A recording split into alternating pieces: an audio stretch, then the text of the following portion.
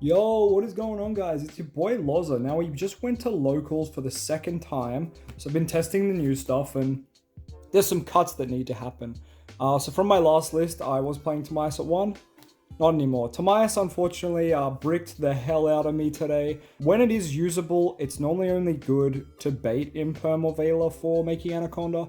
Some people like that, but I just don't want to have to go neg 2 to summon this, and then sometimes it's your only play, and then you get negated. It feels really bad. It's like way worse Anaconda in my opinion. And while we have Anaconda, I don't see a need to play this card. I'm going to be frank with you. In testing early days of the new support online, I did cut this card, so it's not a surprise to me. I've kind of just gone back to the start of testing and revisited all the ratios, and this is definitely getting cut from the list. Another ratio I'd like to talk about is to Illusion of Chaos. This is the correct ratio. Now, why is it the correct ratio? Because we're playing 3 prep. So why is that the correct ratio? Well, I'm going to have a little thing come up on the screen to tell you about deck mathematics.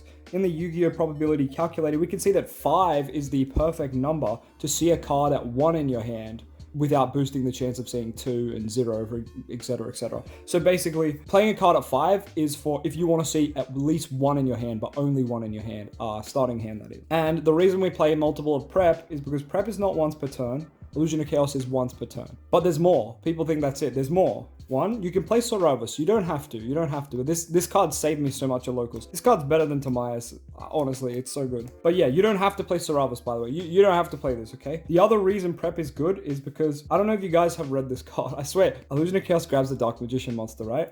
So people seem to think you can brick on prep, but not Illusion of Chaos, but it's the complete opposite. Let's say I open up 3 prep. So this is my hand, right? 3 freaking prep. People, for some reason, think this is worse than opening up 2 of these. Like, they're absolutely silly. So let me go over it real quick for y'all playing from home. This is my opening hand. There's 2 other cards. Who cares what they are?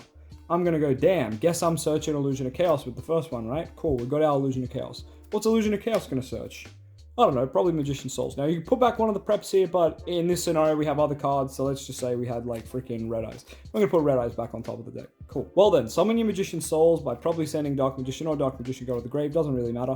Now check this out. Magician Souls, send 2 spells, draw 2. Pow pow. You drew 2. Guys, it's that simple. It's that simple. So in conclusion, if none of that made sense to you, 5 is the best number to see one of them in your opening hand. And second of all, prep is the better card to see, since it obviously can be sent for draws with Magician Souls. If it gets ashed, that's okay. You can play another one. If Illusion of Chaos gets ashed, you can't use it anymore. Like, you're done for the turn. So prep is just a better card for baiting responses. Illusion of Chaos is better if your opponent's going to draw you, but that's about it. Now that that is out of the way, the 1 Apprentice I still find very useful. Sometimes you do just have opening hands where you've already got the Rod and the Souls, and you're like, well, what do I grab here? And then you can go and grab the Apprentice with the Illusion of Chaos. And that's really nice because you can use it as an extender if you have to, but I normally just keep it in hand for a Dragoon boost in case they make access code or they summon M-Pen against Flunder and they try beat over Dragoon. You can drop this in damage calcs, really good. All right, guys, welcome to the deck profile. We are going to start with the hand traps, which is a little bit different, but I figure, like, we got to play them, all right? Now, my last profile didn't have hand traps, and why was that a problem? Well, I lost every die roll at my very first locals with the new support, and that caused me to lose a lot of games because I didn't have any hand traps. Imperm's probably the most generic one, so we're going with that. It's really good with Red Eyes Fusion playing second. Imperm plus Red Eyes Fusion can win you the Sword Soul matchup just there, so absolutely cracked card. Once again, on the theme of generic hand traps, we opted for Triple Ash. It's just a good hand trap, guys. It's still generic. You could tell me there's better hand traps, and I would say, yeah, sure, but for this format, there's nothing that's really perfect. Ghost Ogre is actually very good, which is probably what's going to replace Tamias. Oh, one other card that I forgot to mention, or 2 cards. These never got summoned, even with the new Tamias. I think Dark Master of Chaos sucks. I'm going to be real with you. I think the best use of Master of Chaos is being your field center, guys. Just, there you go. Some people like this card. I'm really not impressed with it. It's getting out of the build, guys. Dark Magician, the Dragon Knight. While this card's very good, we still can't summon it efficiently till we get Branded Fusion, and I think that alone just makes it kind of redundant. If you want to play Secrets to summon this out, sure. If you want to play Tamias to summon out, sure. I'm going to cut Tamias, so there's no point in me playing this. All right, we'll get on to the bricks of the deck. We do have the Dark Magician. This is one of my favorite artworks, guys. It is the one that's been my profile picture for a very long time on YouTube. I do love Dark Magician, even though he's a big bricky boy in the hand. And Red Eyes is definitely a lot worse. You know, sometimes you're going to open them, and of course, what deck would be complete without a 4th brick? We got the Dark Magician girl. Now, I'm going to stress this fact, guys. You can play Mana, you can play Mahad, you can play DMG. I will not flame you. I will not roast you on any of your picks of the extra brick. So what I mean by that is, just to clarify, we have to play Dark Magician, right? It's Dark Magician, and we need him at 2, mind you, at 2, not 3. All those lists playing 3 are wild. And obviously, you want to draw 2 off your Soul Servant. To do that, we need to play something other than Dark Magician. So in this case, because there's so much support for Dark Magician Girl, I'm playing her currently. That may change in future, however. I do like to alternate between Mana and her. The reason is Mana can summon herself, and I do think she's kind of a better card. Mahad's kind of in a same boat where he's better sometimes, worse a lot of the other time. It's so niche. But the point is, all of the extra bricks, so DMG, Mana, and Mahad are all redundant. Like, they're all bricks, all right? And I don't care which one you play, as long as you're playing them with the main intention of getting a second draw of Soul Servant and sending them with Magician Souls as cost when you're doing your Anaconda play. So yeah, just thought I'd clarify that, guys, because some people are like, oh, I used to play Mana, why are you playing DMG now? It doesn't matter at the end of the day. I do still think Mana's a bit better, and I think I might move back to her after this deck profile, so we might put her face down because I am cutting another card. Yes, I know I keep skipping back and forth in the deck profile, but it will make sense at the end, I promise. Salvation. Now, this card baits a lot of people into, like, just randomly destroying it. Randomly, they want to interrupt it. I don't know, it's a stupid card. People are like, you can chain block circle with it. Yeah, it's not worth it, guys. It is not worth it. So yeah, I'm thinking about cutting this too. So if you've noticed, we've freed up a couple of spots in the main now. That's going to be 2 spots in the main. With bricks and hand traps out of the way, we can move on to our fun cards, our monsters. Magician's Rod is a very good card. You'll love to see Magician's Rod because it does search you your spells and traps. And the main one you're going to want to search is, of course, Soul Servant. Don't let any other profile tell you otherwise.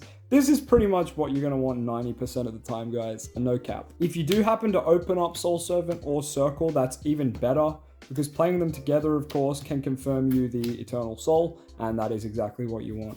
But yeah, once again, if you manage to open Circle and Rod or Soul Servant and Rod, cool, you've basically got the full combo, the full Eternal Soul Circle combo then from there. You just need to have Dark Magician, so that's pretty good. Going with our Magician's Rod, helping us get the other part of the Dark Magician triangle is Magician Souls. He helps us put the bricks in the grave, which is exactly where we want them, so we can get some draws with the Soul Servant. Otherwise, this card's kind of shit, isn't it? But aside from that, this card can also send extra dead cards for draws if you want to, if you have to. Cards in the matchup that might be relevant. For example, you might draw your extra copies of Red Eyes Fusion, and Magician Souls can happily deal with them. You might have your skill drain up and you need to turn it off for your turn. Your Magician Souls will help you do that. Yes, some people still think that's impossible, but they're very silly. Magician Souls does send skill drain for cost, so you can turn it off, and it's very hot.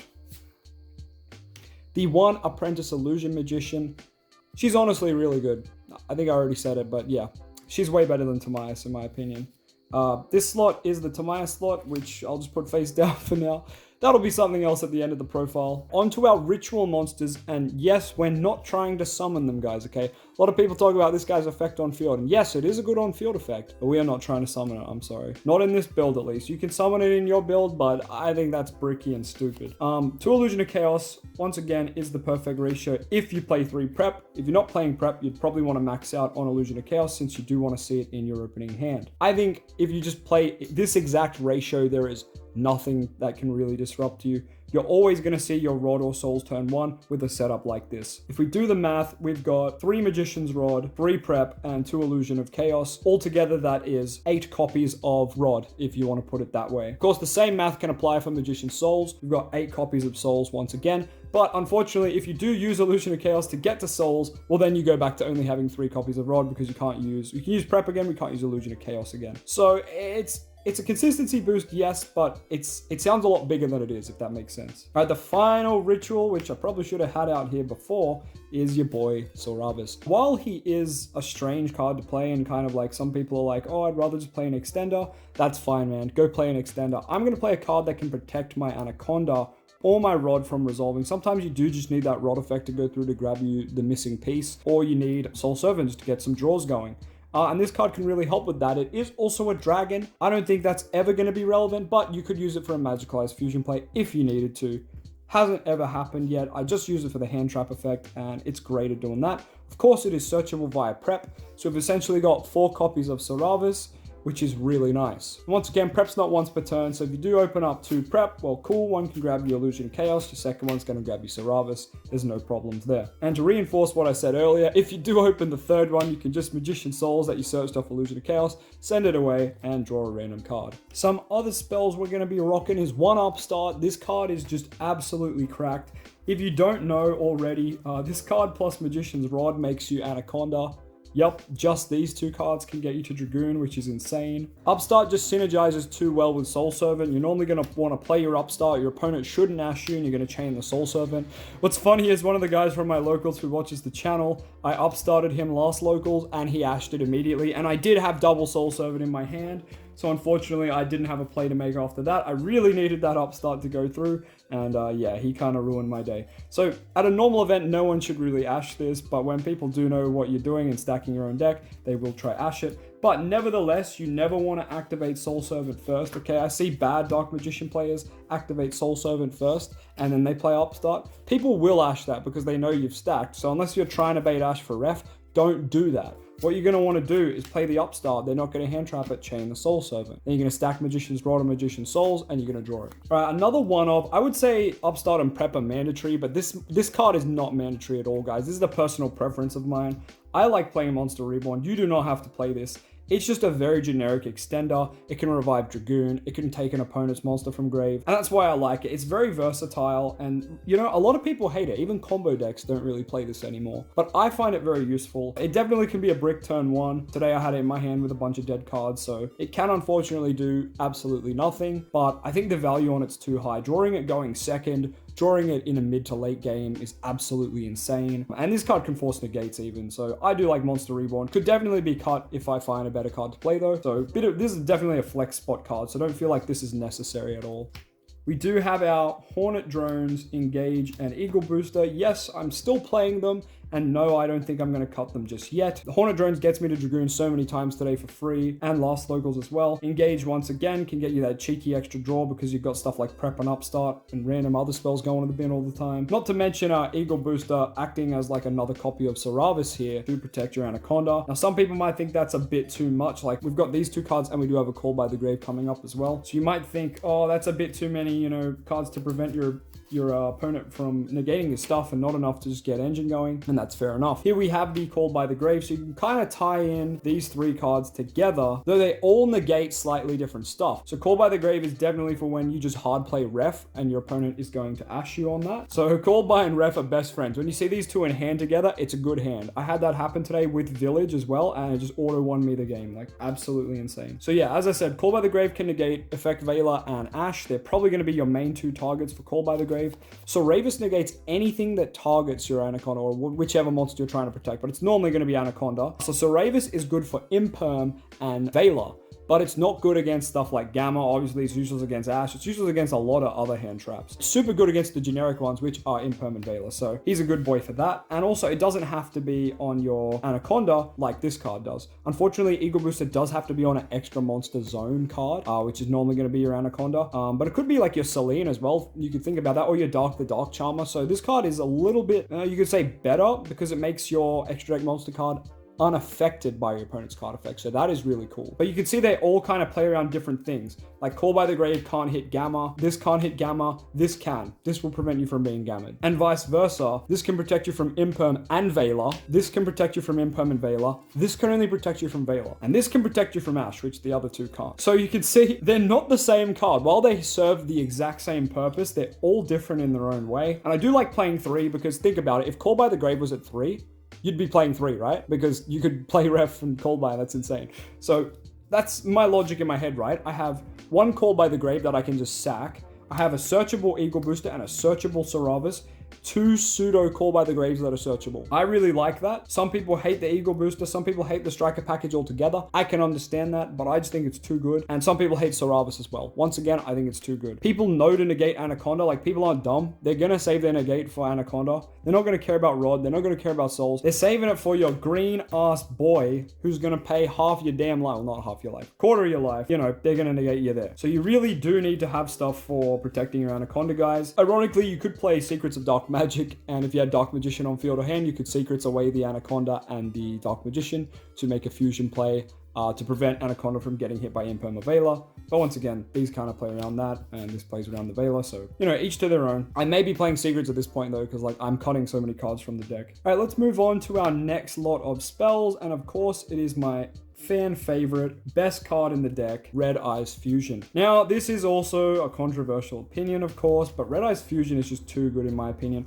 A lot of people have seen the light, I want to say. A lot of people who follow me, you know, they know ref is good. And let me just say this, guys, 2 ref is so much better than 1. And people can't seem to understand that. If you at least don't want to play 3, I understand. Please play 2. Why? You might ask me, why would I want to play that? All right, let's say this is your opening hand and you play 1 ref, right? Cool. What are your options? You either play the ref, or you go through the mainline Dark Magician combo stuff, make your Anaconda, and then go, oh shit, ref's in my hand. So that's not ideal. Normally what you want to do in a scenario like this, right? You've opened up your ref. Let's look at that exact play, but we've got 2 or even 3 ref this time, all right? Cool, we've opened up ref. That's okay. It's not bad now, because we're just going to summon Magician Souls. We're going to send that ref from our hand to the bin to try beta response from the opponent, and we're going to draw a card. Even if it's Dark Magician, doesn't matter. We've got a free card. Normal Rod. Think these 2 away. Now we've got our Verte. We can actually use Verte effect sending another ref from deck because we actually play multiple ref. Another reason why 3 ref is good, let's say you make Anaconda turn 1, it gets negated, and your 1 ref's in the bin. Well, when it comes back to your turn, what are you gonna do? Let's say they don't have enough resources to kill you, but they do kill your Anaconda. Cool, comes back to you. What are you gonna do? You don't have a way to turbo back to Dragoon. So having the chance of drawing ref there in a scenario like that is insane. Or just being able to get to 2 monsters once again. So being able to get to your second copy of Anaconda there and send your second copy of ref means your opponent might not have a response the second time. And you might think, oh, that's stupid, like they should have OTK'd me. Well, yeah, but people brick, guys, and sometimes you'll have hand traps, right? Sometimes you're going to have hand traps and interactions with your opponent that don't require Anaconda or Dragoon, and you're just going to be able to stall them out too, which means back on your turn, you need to have follow-up. And this is insane follow-up, guys. This is a 1-card Dragoon that puts Dark Magician in grave. It's a power crept version of Magician Souls, essentially. Some people can't figure that out. I don't know, go figure. That's enough of me talking about 3 ref. We all know how strongly opinionated I am on that. Called by the Grave just goes with this card so well. It just confirms that you get that Dragoon. It's absolutely nutty. I honestly put those cards together half the time. Magicalized Fusion. This is, of course, for summoning your second Dragoon because you do want to play 2. Obviously, you can make other Dark Magician fusions with it. You can make Quintet Magician with it. But most of the time, like 90% of the time, these are what you want to summon. These win games by themselves, guys. So you do want to be turboing them out. If you don't like that way to play the deck, well, I don't know, get good, bro. We're getting into the Dark Magician spell trap. So as I said earlier, Salvation I'm actually going to cut. So it's going to put that blank for now. But the Triple Soul Servant, oh yeah, you're always going to play this at 3. This card can be Pot of Greed, guys. It's absolutely insane. Best spell in the deck. Obviously, it also has the lowest the lowest floor. So this card on its own obviously does nothing because, you know, it just stacks. But it has the highest ceiling in the deck because, well, when there's so many bricks in the grave, you can draw up to 4. We will never resolve or draw higher than 3 or 4, really, until we get better cards, unfortunately. But for now, drawing 2, I think is very good. I'm still rocking Single Circle, Single Eternal Soul, and I honestly don't really have a problem with that. Some people don't like it. To them, I say, play 2. You're never going to want 3, guys. In modern meta, you never want 3. They're really just bricky cards. Like, look at a deck like Shadol's. Guess how many Schism they play. Schism is a much better card than Circle, by the way. I think no one would argue that Shadol Schism is a much better card than Circle and Eternal Soul. Guess how many they play. They play 1. They play 1. Why do they play 1? It's highly searchable. Guess what these are, guys? Highly freaking searchable. Soul Servant will grab them. Rod will grab them. Illusion of Chaos will grab Rod. Like, we just have so many. There's no point on playing these at more than 2, okay? Play 2 of each, that's fine. Playing 3, bad. Do not do. The deck profiles on YouTube with 3, they don't know what they're talking about. They do not play modern Yu-Gi-Oh! Games are over in 2 or 3 turns, guys. You don't want to have a brick in your first hand. You don't want to brick your first hand. You can search these when you need them, okay? That's all I'm going to say. Think about it. If you're using your Rod search to not get up one of these pieces, like, what are you doing? What, have you opened them then? Like what's going on? Rod should be searching you the missing piece of this, or Soul Servant should be doing the latter. Or ideally, if you can only get Circle or Eternal Soul, you always want to go for this. And the reason for that is you can flip it on your opponent's turn, summon Dark Magician, tribute Dark Magician, and add Rod back to your hand. And that is if Rod did get to your grave turn 1. Sometimes that's not the case, but it still is better to get Eternal Soul over Circle. You could get lucky and just play Circle and hit the Eternal Soul, but once again, I'm playing 1-on-1. So I don't ever rely on Circle just being hard played. I disagree with anyone who says their Circles never miss. That's just factually incorrect. I've tested this deck so much, and the only place where Circle never misses is in Duel Links. Duel Links has 20 card decks. Play this card at 3. Play all your other shit at 3. It's fucking amazing. Don't talk to me about Circle hitting. I play Duel Links. This is where this deck shines. Or this is where Circle shines, alright? In TCG, Circle kind of sucks. We need a new one or a link that sets it or activates it from deck. Let's be real. Alright, these will come as no surprise to anyone. 2 Anaconda, 2 Dragoon. It's just good. It's just free real estate, guys. The Link 1 packages that we're running. We've got Imduk and we've got Artemis. I do have Link Spider. I just have it in with the Striker stuff. Now, Link Spider and Imduk serve a very similar purpose, and Artemis is for recycling Rod. Super good and mandatory, I want to say, cards, guys. All this stuff here is pretty much mandatory, I want to say. You could probably argue that Dark is mandatory too. It's just so freaking good in this deck. Selena and Access Code, of course, combo with Dark, but also are just good by themselves. So, like, this is just an incredible lineup of extra deck cards already. I do also play the 1 BLS. You don't have to play this, kind of a flex spot, but I do really like it. If you can summon it, it can be a very good boss monster if you've lost your Dragoons, or if you've lost your Access Code play, or if you just can't quite get to, like, Selena's not enough spells in the grave, or something like that. Cool, you can go for BLS. The 2 Striker cards we have to play are Kagari and Kana, and I keep getting comments about these, people saying to play Hayate. Shut up, guys. You don't know what you're talking about. Why would we play Hayate? They're like, guys, people are playing Hayate to win in time. Yu-Gi-Oh players do not read. Can you read this card, please? Can you read this freaking card? I don't know if the camera's focused enough, but it says when you use a Sky Striker spell, you gain 100. What part of that does not win in time playing first or second? Hayate attacks. You can't attack turn 1. This card gains LP. You can do that on either turn. I don't want to have to talk about my Striker cards ever again, guys, okay? Kagari adds drones back. Kana gives you a downward arrow, plus it wins in time when you're playing first or second. End of discussion. We never talk about them again, okay? I don't want to hear about Hayate. Shut the hell up. And of course, these were the 2 spots that are flex spots, and I've now said I am definitely going to change them up because they are dead useless, and I'd rather play a card that I'm going to use a lot than a card that's niche. If I am going to play a niche card, I want it to be like Quintet, something big to blow up the field. Now, I did say stick around, guys, because I do want to show you the deck profile at the end with the new changes, but first let's look at my absolutely abysmal side deck for the event. Yep, 1 Nibiru. I took something out of the side and just had like 1 spot left, and I was like, I don't know, Nibiru. It's in a weird spot, this format, where you need to open it with an Imperm or another hand trap or it's dead, but I don't know. It's a weird hand trap right now, guys. I just like that it's a body that we can use to make Anaconda, and it does punish combo decks, and I do have a Salad Play on my locals, lol, so it's really good against them. Mind Control, this is such a weird card. This just forces your opponent to negate something, or you get a body to make Dragoon with, which is great. You know, make Anaconda Dragoon. What's really good against like Invoke, for example, you just declare on Mechaba, hey, give me your Mechaba. They have to negate discarding a spell, and then cool, if they do that, cool, you can now just play. So this is pretty much serving as a pseudo Imperm or Droplet Chalice to some degree. It's just going to bait a negate, or if they have like an Appaloosa, stealing Appaloosa is huge because you can continue to use the negates from there. Can be kind of cracked, and it just forces out the Brave Engine, for example. We do have to play around the Brave Engine now, and this is a good card to just force that Brave Engine negate out. Speaking of cards that force out the Brave Engine's negate, Chalice. Now this could be Droplet. It absolutely could. I do not own Droplet, and I do not intend to buy it just yet. It's a little too expensive for me, I say, as I have like 3 Magician Souls. But anyway, that's different. That's my boy DM. Chalice is a good card, and it costs like 50 cents or $1. So like, guys, go get your Chalices. They're pretty much like an Imperm, but better for playing second because you can activate them at any time. You know, you go normal summon Rod and your opponent goes to chain one of their negates, and you can just be like, cool, chain Chalice, like, get out of here, bitch. Now, of course, if your opponent doesn't negate anything you do, that's fine. You can always just set these and use them like an Imperm and flip them up on the opponent's turn. So they're not bad at all. They're kind of like a budget Imperm slash only going second Imperm. Triple Cosmic Cyclone. This is here for Flunder.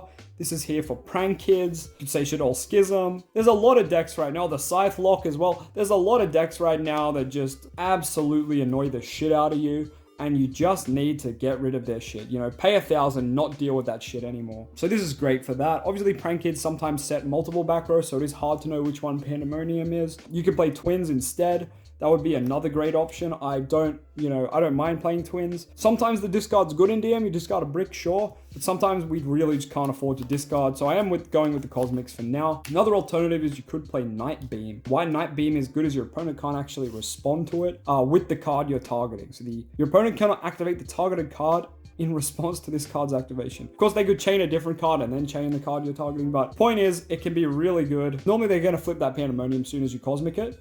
And, you know, this just means they're not doing that. It's a bit of a spicy tech, but yeah, the boys in my locals do like their Night Beams. I'm going to list some random cards I'm not playing. You can play Regeki, Duster, Lightning Storms. Like, honestly, they're fine in this format. You might think Regeki's stupid, but it's at 3 again, and it means the Brave Engine, like, you just turn off the 1 negate, right? They have to use the Griffin negate. Cool, now you don't have to play around that. Duster. Once again, kind of in a similar boat. There's a lot of decks that, you know, are just good right now. Just Eldritch, Prank Kid, I don't know, any back row deck, really. You can just go Duster, and they either have to flip the Solemn Judgment, you know, or you just freaking wipe their board, so it's pretty good. Obviously, if the Eldritch deck has that Lord of the Sky Prison dude, this card sucks, so I'm opting to play Evenly Match, which we'll get to in a bit. Lightning Storm's pretty much the same as these cards, so you can play it if you got it. Next, the card that won me games all today and will be getting a promotion in this deck. I might play Terraforming or just a third copy. Village. I do brick on this card sometimes, that's why it's at 2, but after today, it was just sensational, so I may bump it up again. Last locals, I got dusted and lightning stormed a lot, and I was sad, and I needed to play a card to beat them. And this was my choice, and it came in clutch today. Dragoon plus this is an auto win against some decks, guys. It's absolutely nutty. Double skill drain. This should probably be at 3. This is probably what this Nibiru should be, but I don't have the 3rd skill drain yet. Honestly, every time I sighted in today, I didn't see it. And the week before, I was main decking these with torrentials instead of hand traps. And like, I only saw them when I lost the die roll going 2nd. So pretty dead card at that point. That's why it's in the side. If I did have 3 skill drain, when I know I'm playing first, I would side out all 3 imperms for triple skill drain. Today, because I only had 2 skill drain, 2 imperm, I would just side out 2 imperms for 2 skill drains. But yeah, if you got the 3, you can just easy side them out for 3 when you know you're playing first. And the final card I played was Evenly Matched. This card is nuts, guys. I didn't even play it today, but it just wins you Eldritch, pretty much. You force them to use Judgment once again, and that Lord of the Sky Prison does not protect against banishing face down. So yeah, you force them to pay half their life, which is really good considering we play Dragoon, or you just force them to lose their whole board. So either way, it's really good. This is actually a very good card against Flunderies as well, because it forces them to use the Avon negate, or if they don't have the Avon negate, cool, they're losing their shit. And they'll probably keep map or something, but that's okay. The other cool thing about this card is obviously banishing face down means the Flunder deck doesn't interact with their face down banish, only their face up. And a lot of decks just can't really deal with face down banish, so you'll love to see it. We ironically lose to this card pretty hard, but if you've got Dragoon up, you're pretty Gucci to go.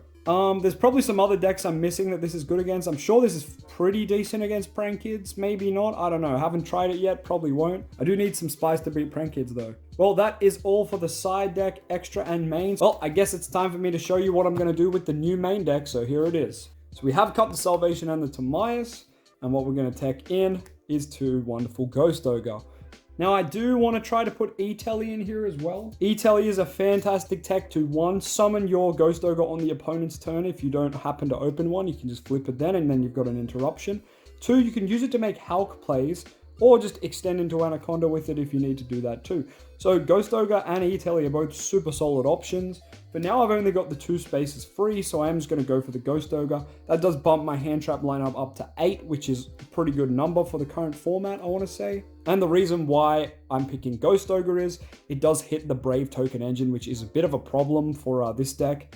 Most decks in general don't like the Brave Token Engine. It's very good, and if we can prevent them from getting to a negate, I'm sure we would love to do that, and this card does facilitate that quite well. If you've got a suggestion for what I should play instead of Ghost Ogre or something else, let me know down in the comments. Alright, so this was the extra deck. These 2 cards, of course, being Master of Chaos and Dark Magician the Dragon Knight, but we're throwing them out for these 2 cards. Relinquish Anima, which means Magician Souls by itself going second can be an interruption, which is always good for forcing something out if your opponent doesn't play their zones correctly. Not a bad card at all, especially since we struggle to go second a lot of the time, so Magician Souls being able to do like a one card thing is always nice. And a Link Karibo. Now you might think, oh, it's just Link Karibo, whatever, yeah, you can make it off Souls, but the real application here is with the Striker engine. So Link Spider goes back with the other Link ones because they're their own thing now. So in the Striker engine combo, what you're going to want to do is use Link Karibo last instead of your Link Spider now, with that last token. So what this means is at any point, if you do use Magician Souls effect to draw cards and your opponent like hand traps you with Imperm or Veiler and you've got Link Karibo in grave from doing Striker stuff, you can chain Link Karibo tributing Magician Souls to summon itself.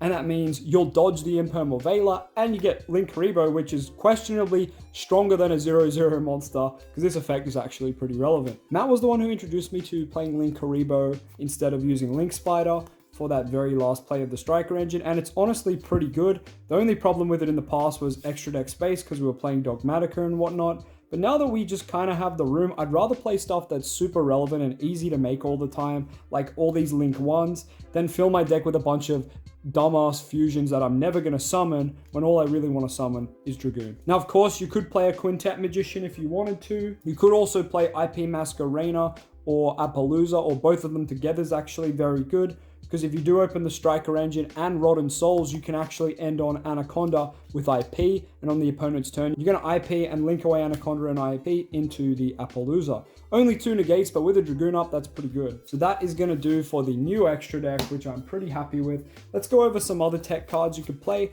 Magic Formula, there's a lot of decks that win in time in the current format, and I am no cap suggesting that you could play this.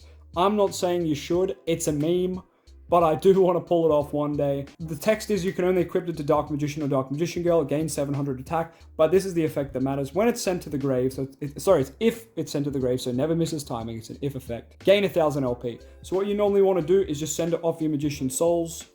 So normally what you're going to do is just normal summon Rod, go effective Rod, grab yourself Magic Formula, Magician Souls, send this for draws, and gain 1000 LP on res, and that will win you the game in time. Alternatively, you could use Magician Souls to summon out Dark Magician, then equip it with Magic Formula, and then just to be a troll, you could link away that Dark Magician, forcing Formula to the bin, and then you gain another 1000. So it's just another way to use the card, but you really only need to do it the Magician Souls way. So yeah, I'm not saying this is mandatory by any means. This is a meme. This is a meme from my channel that most people know well. If you don't, welcome to the Magic Formula meme. Mystic Mine, you could play 2, you could play 3, you could play Terraforming with it as well with Village. This card's actually super good in the side. You know, it baits a negate, or you get to play Mystic Mine with Dragoon, and you kind of just win. The other 2 Nibiru, obviously my side is definitely going to change, but I'll probably show you that at a later date. E-Telly, we already kind of went over that. I only have 1, but you'd play 3 and 2 Ogre. People are experimenting with Mysterion the Dragon Crown, as well as the Guardian Chimera Fusion. I don't have that yet. I will try them out online and see how I go, but so far they just don't seem that great. You can play a 3rd copy of Village, which kind of ties into the Mystic Mines and Terraformings and Metaverses, whatever you might play. 3rd copy of Ghost Ogre. I don't think it's necessary if you have triple E-Telly, but that's up to you. And Token Collector can be a super good card this format too. It does win you Sword Soul matchup. It does win you Token Brave stuff matchups, which is in like a lot of decks now. So it could be a nice little tech for you guys. Before we go, it is time to say goodbye to Dark Magician Girl. I'm going back to playing Mana. I think she's the better card still.